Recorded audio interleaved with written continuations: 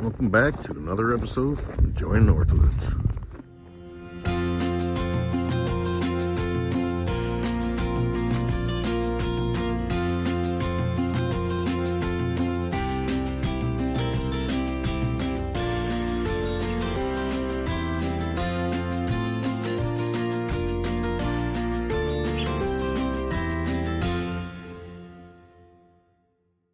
All right, welcome back.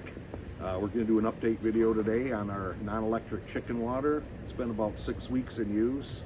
It's got down to -3 last night, 6 degrees. We still have no ice. It has worked out sweet. If you guys missed that video, I'll put a link in the description. You guys go back and check it out and see how we built this thing. And this video will make a little more sense to you. And I'm going to share what we found and our temperature ranges and the improvements made to it. So all I can say is it turned out awesome. Wish I did it 20 years ago. So here we go. Check it out. It's early morning and got down in the 20s last night. My non-electric chicken water, we have open water.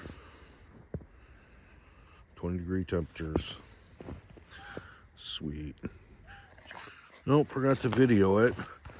But this morning it was in the low teens, and it had about a little less of a 1/4 inch of ice right on the circle, and I lifted that out.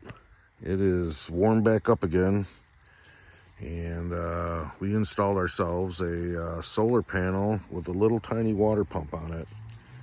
And it is a gloomy day, and I just now installed it. And you can see I put it just facing up, so it's right underneath the hole. And you can see it's just starting to work. And all we want that to do is any ice that accumulates overnight, it only accumulates right over the center of that hole. I put this insulated lid on. Just put a 1-inch foam board under the cutout.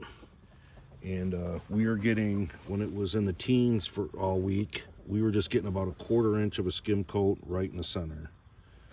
And my thought is, as soon as the sun comes up, if that does skim over and we don't break it, that in an hour or so, I would think it would be thawed back out, just with the current.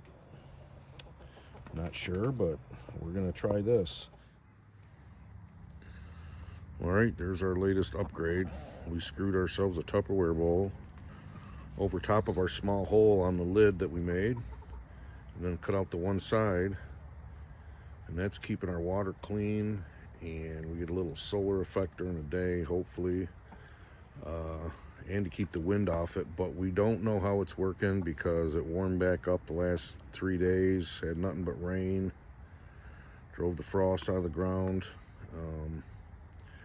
So we're just waiting for the weather to turn back, but they're using it.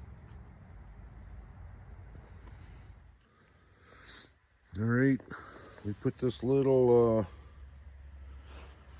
Tupperware over our little Tupperware cover, just to cover up the hole in it, to see if, perfect, if you can see,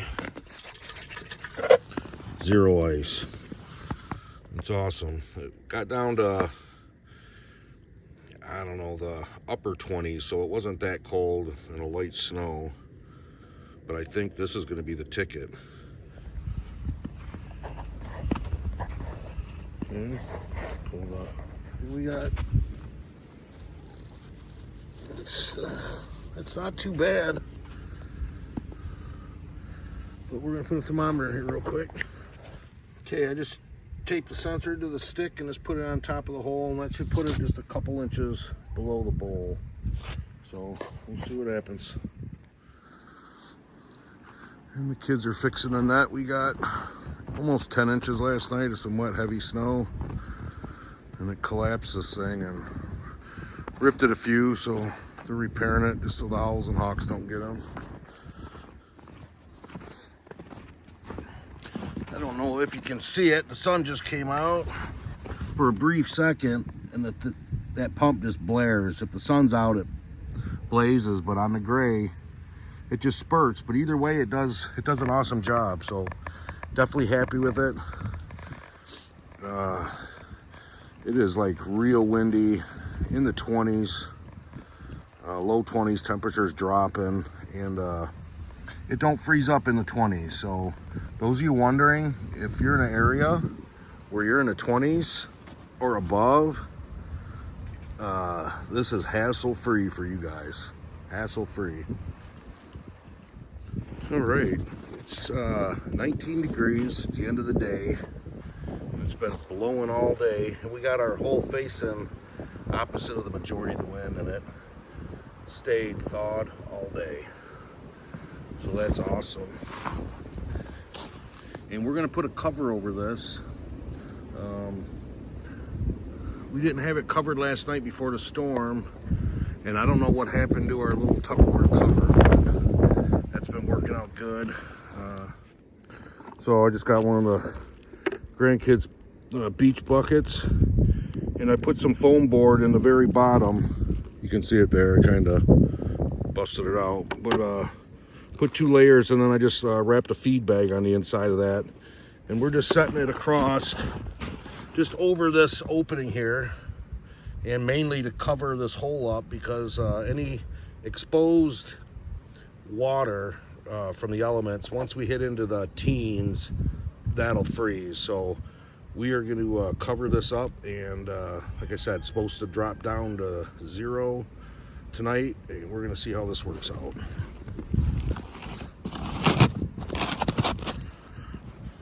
All right, good luck. All right, it is nothing but high wind, so hopefully the sound's all right. And I put this bucket over it last night.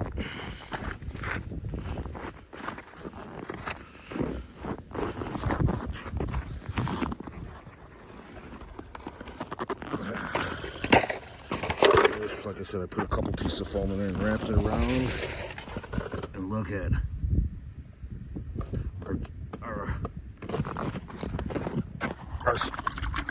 our solar is just starting to spit, because the sun's just starting to break the trees. So that didn't have time to totally de-thaw it. It got down to -3 degrees last night, and we have open water. That's awesome. So sweet. Now I know just covering that up at night is getting us into the subs. So that's awesome. We have learned a lot over the last month with the different temperature changes, the different temperature ranges, and how it reacts. At the end of the day, the high is 6, the low of -3. It's supposed to get down to -6 today. I just want to show you. I don't know if you guys can see it, but just how well that little solar thing works. But it wasn't going all night, and when we took the bucket off, it was spotless. So just look at how pretty that thing is. It's awesome, man. A definite try. Ain't that right, ladies and loudmouth? All right, man. I just wanted to say thanks. Appreciate all the feedback and you guys subscribing and liking. It's been awesome, especially the feedback. Get to bounce ideas off each other. Man, I picked up a bunch of tips. I learned a bunch. Hopefully you guys took something away from this. Wish I would have did this 20 years ago. This was a game changer out here. 0 electricity, -3 degrees. We're sub-zero conditions, and we have unfrozen water. Can't beat it with just some straw. So pretty amazing. We did a little fine tuning along the way. We worked on the water quality and our little simple Tupperware fix. That was a game changer. Now there's nothing left in it. A little bit of feed that's in their mouth when they're drinking. That's about all that goes in there. It also helped protect our open hole from the wind and stuff to help freeze them. So it was a double plus. that's a biggie. The solar for the $12, money well spent. That keeps everything circulating. Pretty confident you're never going to have a problem as far as freezing. When we didn't have put the bucket over it, it would freeze below 20 degrees. Around 20 degrees, we'd start getting a skim coat. But once we added the solar, it kind of took care of it if you weren't able to get out there. But just by placing a simple bucket over our hole, took care of all the problems. Like I said, we are at sub-zero conditions and we still have open water. So that's been phenomenal. Straw is working. It's a good insulator. It ain't the greatest insulator. So there's definitely ways to improve. And the colder you are, depending on where you're living, make your hole bigger and deeper. If you're ever like second guessing yourself, go bigger and deeper. But I would just square it out, and a couple improvements would only be on the insulation that we used. You could line your hole with 1-inch foam board, and that would be a definite improvement. That would keep the frost and the cold air from seeping in from the sides. Our top box that our bowl's sitting in, the better that is insulated, that's probably the most important, because the cold air is seeping down and the warm air is coming up through the ground, but we're not talking hot, we're talking warm. We're at the 50s, so the colder it gets, we're at 6 degrees right now. That's settling down. We put the thermometer in there, and our average temperature has been 37 degrees right underneath the bowl inside the box. And that's been enough to keep it warm enough. But that's the cold air sinking as the warm air is rising. So there's our happy medium. The more insulation you use, it's going to raise the temperature in that happy medium where it's going to benefit. So to use foam on the inside of your box, spray foam, or just layers of foam and fill that up with foam, I think that would probably be the next best improvement. The walls along there, so it's the frost and the cold air ain't seeping in from the sides, that's a definite improvement. As far as filling the hole up with our straw, how we did around the pipe, if you used styrofoam packing peanuts, that would probably be even better, because it's one thing, it's not going to decompose, and now we're not going to refresh our straw every fall. But I think that's going to allow the heat to go up through and a little bit better of an insulation.